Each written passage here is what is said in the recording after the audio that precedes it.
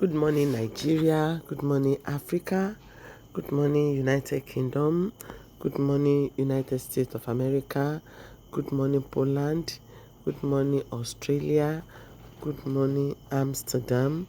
Good morning, Luxembourg. Good morning, Vietnam. Good morning, Bahrain. Good morning, United Arab Emirates. Good morning, Austria. Good morning, Zimbabwe.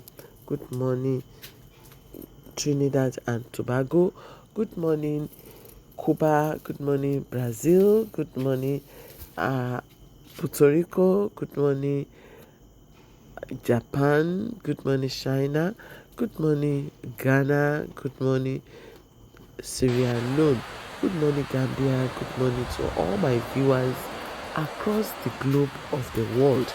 Yes, my name is Sibironke Olasumbo Owoluwa, popularly called Yeye Olugbemileke, across the globe of the world.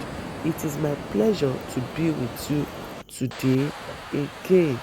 Yes, I am very much delighted to be on your screen today to share important aspects of life. Today we are looking at the battles of the firstborn. The battles of the firstborn. The battles of the first child. Yes, firstborn carries deep spiritual significance across cultures, traditions, both in Africa and globally. The place of the first child in the family happens to be a very sensitive one, and the one that carries along with it very deep physical and spiritual significance. It cuts across to psychological and emotional significance as well. Now, in Yoruba Ifa spirituality, the firstborn is often seen as a path opener, carrying the weight of destiny for the siblings that follow. The firstborn are usually the ones that open the door, that open the way, that open the path for others to follow. They clear spiritual and physical road for others. In Ifa, the first child is considered close to the lineage ancestors. Sometimes the firstborn is believed to return as a direct reincarnation reincarnation of a powerful ancestors. They are naturally tied to family duties. They are caretakers, they are protectors, they are mediators, they are models, they are line and fire bearer. Also, a very strong link between the parents and the younger siblings. In some Yoruba traditions, appeasement, ebo or etutu are done specifically for the firstborn to protect them from spiritual attack, from premature death, and from jealousy. In other African traditions, the firstborn is seen as carrying the crown of the family, symbolizing continuation of the lineage.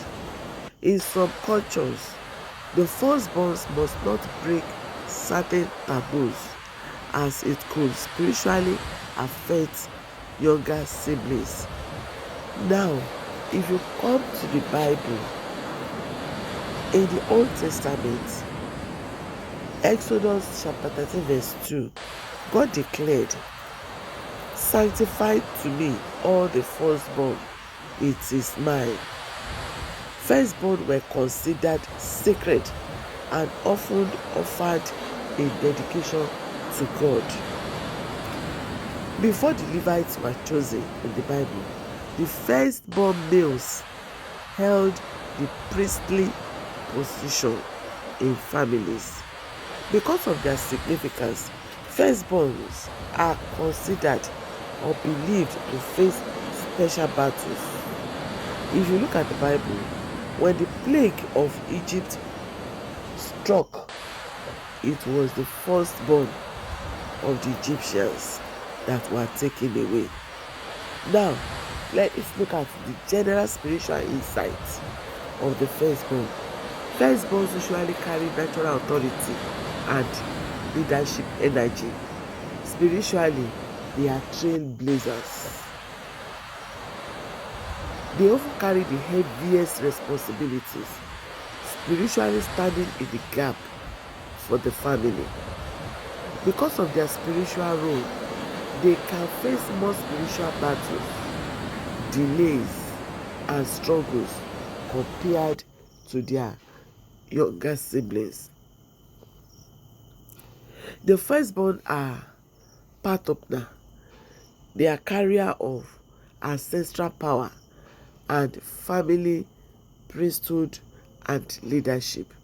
They are believed to be blessed with authority, but must be spiritually protected and guided because their destiny is often heavily contested. Psychologists, family researchers, and even traditional observers have long noted that birth order, especially being a firstborn, shapes personality and behavior in powerful ways. One of the psychological traits of the firstborn is that they often naturally feel responsible for families and family matters. Many of them grow up parentified.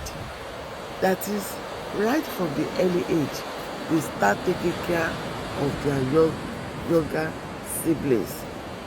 Some, right from their teenage, start taking care of their parents, especially in poor countries where economic sustainability is very, very strong. Firstborns are high achievers. They tend to set high standards for themselves. They have the strong drive to succeed, sometimes becoming overachievers. But unfortunately, many firstborns do not get their bearing in life. Firstborns respect rules, they respect structures and authorities, and they may later become authority figures themselves. In fact, in most African homes, the firstborn child is the head within the family structure. Because parents are very strict, in fact, they are stricter with them. Most of them grow up cautious about risk, social risk, economic risk, and physical risk. They have strong desire to please their parents, teachers, and authority to the extent that a lot of them lose their own personal esteem. Because these people are meant to be the head, they naturally take charge, they are protective, they are good at planning, they ensure orderliness and responsibilities. But they can feel burdened by high expectations. The expectations placed on them in certain cultures is so much that they lose stability, and secretly they resent carrying too much responsibilities. You have family of 10 and the first child is expected to ensure that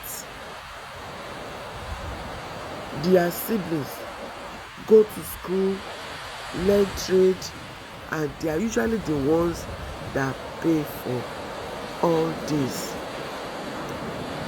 Well, this is part one of the battles of the firstborns. They are trained to become mini parents, custodians of family honor, that build confidence but can also bring stress. In fact, the stress is much more than imagine. Are you a firstborn? Are you the womb opener of your parents, father side or mother side? Follow me on this series that I'm going into. My name remains Ibiroke Olasunbowolu, popularly called Yeye Omigbemileke, across the globe of the world. You can reach me on +234 813 5122 750. Yes, feel free to share with me your personal challenges, your personal troubles as the first child, your personal battles. Come, let's face it together. You do not need to give up on life or to throw into wells. A lot of firstborn in their 40s, in their 50s have not gotten their bearing in life, and this is so sad.